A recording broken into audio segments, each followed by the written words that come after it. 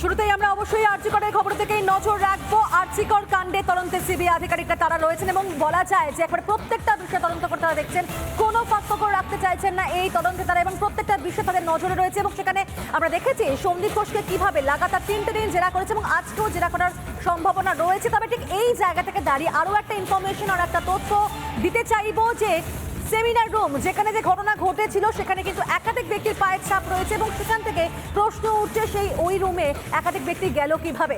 আমাদের সঙ্গে সৈকত রয়েছেন এই মুহূর্তে, আমাদের সঙ্গে সৈকত, যে বিষয়টি এই মুহূর্তে আমরা ব্রেক করলাম যে ওই সেমিনার রুমে সেখানে একাধিক ব্যক্তির পায়ের ছাপ দেখা গিয়েছে, পেয়েছেন সেই সমস্ত তথ্যগুলো সিবিআই আধিকারিকরা, সেখানে এত ব্যক্তি গেল কি করে?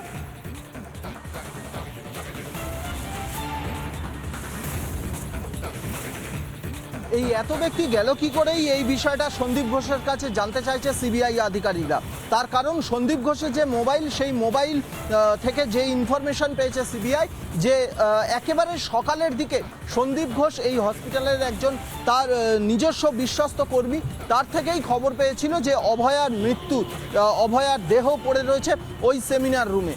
তারপরে সেই সেমিনার রুমটা তড়িঘড়ি বন্ধ না করে সেই সেমিনার রুমের মধ্যে একাধিক ব্যক্তি যারা হসপিটালেরই কর্মী, হসপিটালেরই স্টাফ, সেই একাধিক ব্যক্তি তারা সেখানে গেল কি করে, এই বিষয়টাই প্রশ্ন তুলছে সিবিআই বা এই বিষয়টা নিয়ে প্রশ্ন করছে সিবিআই যেটা জানতে পেরেছে, এখনো পর্যন্ত তদন্ত নেওয়ার পর 2 থেকে 3 বার তারা স্পট ভিজিট করেছে, পিও ভিজিট করেছে, সেখানে দেখেছে যে সেমিনার রুম এবং যে ম্যাটের উপরে অভয়ার দেহ পড়েছিল সেই ম্যাটে একাধিক ব্যক্তির হাতের চিহ্ন রয়েছে, সেমিনার রুমে অজস্র ব্যক্তির পায়ের চিহ্ন রয়েছে। সমস্যা যেটা হচ্ছে এই যে অভয়ার এই পরিণতির জন্য একজন না একাধিক ব্যক্তি দায়ী, এটা পেতে গেলে, এটা জানতে গেলে সেমিনার রুমটাকে আরও অনেকটা ক্লিন থাকতে হতো, যার ফলে একাধিক ব্যক্তি যদি আসে তাদের ফুটপ্রিন্ট, তাদের ফিঙ্গারপ্রিন্ট ম্যাটে বা অভয়ার দেহে যদি পাওয়া যেত সেগুলো আরও চিহ্নিত করতে সুবিধা হতো তদন্তকারী সংস্থার। কিন্তু একাধিক সেখানে অজস্র ফুটপ্রিন্ট রয়েছে, তার ফলে একজন জড়িত না একাধিক ব্যক্তি জড়িত, যারা জড়িত তাদের যে ফুটপ্রিন্ট সেই ফুটপ্রিন্টগুলো চাপা পড়ে যাচ্ছে। এবং সবথেকে বড় বিষয়, সন্দীপ ঘোষ যখন তিনি জানতে পেরেছিলেন সেই জানতে পারার অনেকক্ষণ পরে পুলিশকে খবর দিয়েছিলেন, এই বিষয়েও তাকে জিজ্ঞাসাবাদ করা হচ্ছে। কিন্তু পার্টিকুলারলি এই বিষয়টায় সন্দীপ ঘোষ এখনো পর্যন্ত সিবিআই এর কাছে কোনো সন্তোষজনক কোনো সদুত্তর দিতে পারেননি, যার ফলেই সন্দীপ ঘোষকে বারংবার জিজ্ঞাসাবাদ করা হচ্ছে এবং সিবিআই সূত্রে যেটা জানা যাচ্ছে তাকে আজকেও ডেকে পাঠানো হতে পারে। পরিষ্কার এই সন্দীপ ঘোষ অর্থাৎ আরজিকরের প্রাক্তন অধ্যক্ষ, তার ভূমিকা নিয়ে কিন্তু আবারও প্রশ্ন, কারণ সেদিন যখন তিনি এই অধ্যক্ষ পদে ছিলেন সেই অধ্যক্ষ পদে থাকাকালীন তার পুরোপুরি ডিউটি তিনি পালন করেননি। নজর থাকবে আমাদের এদিকে। ধন্যবাদ সৈকত।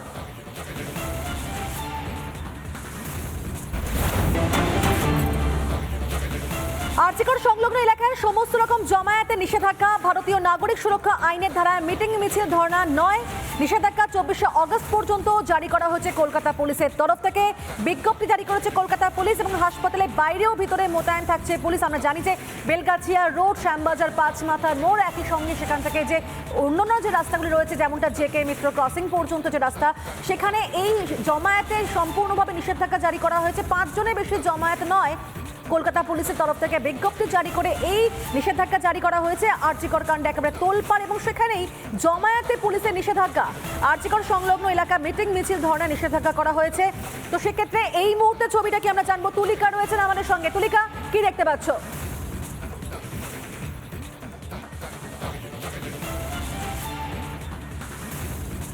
দেখো, ভারতীয় নাগরিক সুরক্ষা আইন সংহিতার যে 163 নম্বর ধারা অনুযায়ী এই মুহূর্তে কিন্তু একেবারে কোনো জমায়েত বা কোনো মিটিং মিছিল সমাবেশ কিছুই করা যাবে না এবং প্রচুর পরিমাণে পুলিশ ফোর্স ইতিমধ্যে মোতায়েন করা হয়েছে আরজিকর হাসপাতালের সামনে এবং বাইরে। তার কারণ 14ই আগস্ট যে ঘটনা ঘটেছে সেই ঘটনা থেকেই কিন্তু যাতে আর কোনো রকম কোনো হামলার ঘটনা না ঘটে সে কারণে কলকাতা পুলিশের পক্ষ থেকেই সিদ্ধান্ত নেওয়া হয়েছে। ইতিমধ্যে গতকাল থেকেই দেখতে পাচ্ছ তুমি এই মুহূর্তে একটুখানি সেই ছবিটা দেখানোর কথা বলবো। তুমি দেখতে পাচ্ছ এই মুহূর্তে গেটের বাইরে এবং গেটের ভেতরে গতকাল থেকেই কিন্তু ইতিমধ্যেই যারা পুলিশ ফোর্স রয়েছে, যেহেতু গতকাল থেকে 24শে আগস্ট পর্যন্ত এই যে বিএনএসএস যে 163 নম্বর ধারা সেটা কিন্তু ইতিমধ্যেই লাগু করা থাকবে এবং প্রচুর পরিমাণে মহিলা পুলিশ ফোর্স থেকে শুরু করে প্রচুর পুলিশ ফোর্স ইতিমধ্যেই মোতায়েন করা হয়েছে। এবং এই যে রাস্তা তুমি দেখতে পাচ্ছ, এই বাড়ির এই যে গেট তুমি দেখতে পাচ্ছ, ইতিমধ্যে এখানে একজন করে সিকিউরিটিকে রাখা হয়েছে এবং যেখানে যারা ভেতরে প্রবেশ করছেন, এমার্জেন্সির ভিতরে প্রবেশ করছেন বা হাসপাতালের ভিতরে প্রবেশ করছেন, তাদের প্রত্যেকের আইডি কার্ড ইতিমধ্যে চেক করা হচ্ছে। এবং এই ঘটনায় অর্থাৎ শুধুমাত্র আরজিকর হাসপাতালের ভেতরে এবং বাইরেই পুলিশ ফোর্স মোতায়েন করা নয়, তার সঙ্গে শ্যামবাজার পাঁচমাথার মোড় থেকে শুরু করে জেকে মিত্র ক্রসিং থেকে শুরু করে আরজিকর সংলগ্ন যে এলাকা রয়েছে সেই সমস্ত এলাকাতে কোনো রকমভাবে মিটিং মিছিল সমাবেশ তো নয়, তার সঙ্গে 5 জনের বেশি জমায়েত করা যাবে না। যদি এই আইনকে কেউ ভাঙার চেষ্টা করে তাহলে কড়া ব্যবস্থাও নিতে পারে কলকাতা পুলিশ। ইতিমধ্যেই সে কারণে কিন্তু একেবারে কড়া নিরাপত্তা বলয় এই মুহূর্তে মুড়ে ফেলা হয়েছে বলা যেতে পারে আরজিকর হাসপাতালকে। এবং তুমি দেখতে পাচ্ছ গোটা এলাকা, আমি একেবারে 24শে অগস্ট থেকে সেই নিষেধাজ্ঞা জারি করা হয়েছে কলকাতা পুলিশের তরফ থেকে, আর আগামী আরো 6টা দিন এই নিষেধাজ্ঞা জারি থাকবে। নজর থাকবে আমাদের সেদিকে। ধন্যবাদ তোমাকে তলিকা।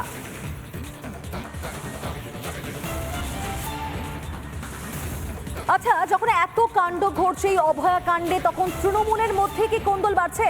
শান্তনু সেনের পর এবার আরজিকর কাণ্ডে বিদ্রোহী সুখেন্দু শেখর রায়। মধ্যরাতে একটি বিস্ফোরক পোস্ট তৃণমূলের রাজ্যসভার এই সাংসদে। সিপি বিনীত গোয়েলকে হেফাজতে নিয়ে জেরার দাবি করেছেন বর্ষিয়ান তৃণমূল সাংসদ। আর পাশাপাশি সোশ্যাল মিডিয়ায় সুখেন্দুর প্রশ্ন, কেন পুলিশ কুকুর 3 দিন পর আনা হয়েছিল? ওই পোস্টের পরই আবার তৃণমূল সাংসদকে রবিবার লালবাজারে তলব করা হয়।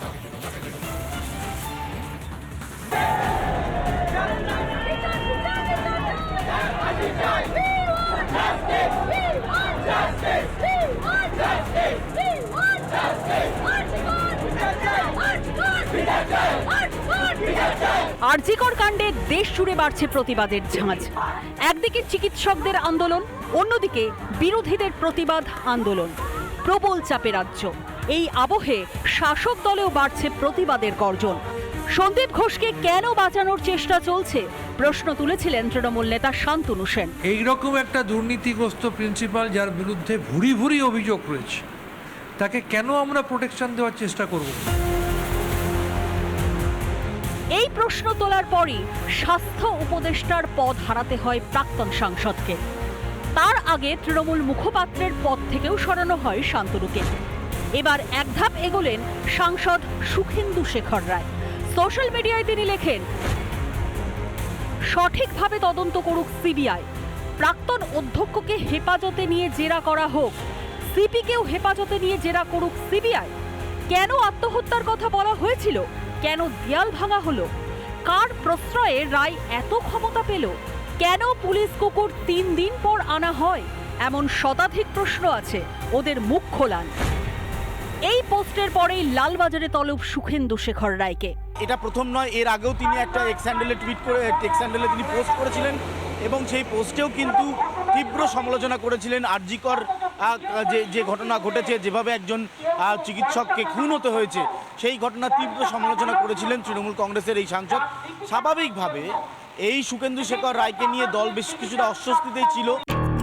এদিকে এই পোস্টের পরই রাজনৈতিক তরজা চরমে। ধন্যবাদ জানাবো, রাজনৈতিক রংকে দূরে ফেলে দিয়ে আজকে উনি সাধারণ মানুষের মতোই প্রশ্ন রেখেছেন, আমাদের মতো প্রশ্ন রেখেছেন। এবং অ্যাকচুয়ালি কি আছে, এরা শান্তনু সেনকে দেখেছেন, তিনিও বলার যেই বলতে শুরু করেছেন তাকেও পদ থেকে বরখাস্ত করা হয়েছে। আজকে সুখেন্দু শেখর রাজ্যসভার সদস্য রয়েছেন, তাকেও নানাভাবে প্রবলেমের সম্মুখীন হতে হয়েছে মুখ খুলেছেন বলে। এই ব্যাপারে আমাদের কোনো দলের পক্ষ থেকে কোনো আমরা মন্তব্য করার জায়গায় নেই এবং পুলিশ যদি কোনো কারণ দেখে তাকে ডেকে থাকে, সেটা পুলিশ বলতে পারবে তার ব্যাপারে। এবং টুইট নিয়েও যদি কোনো প্রশ্ন থাকে সেটারও উত্তর সুখেন্দু শেখর বাবুই দিতে পারবেন। এর আগেও 14ই আগস্ট মধ্যরাতে রাত দখলের কর্মসূচিতে যোগ দিয়েছিলেন বর্ষিয়ান সাংসদ। বিরোধী ও আন্দোলনকারীদের প্রশ্ন তৃণমূল সাংসদের গলায়, তাহলে কি দলের অন্দরেই বিদ্রোহের সুর বাড়ছে? তাহলে কি মমতা বন্দ্যোপাধ্যায়ের থেকে ক্রমশ দূরত্ব বাড়াচ্ছেন রাজ্যসভার বর্ষিয়ান সাংসদ? রিপাবলিক বাংলা।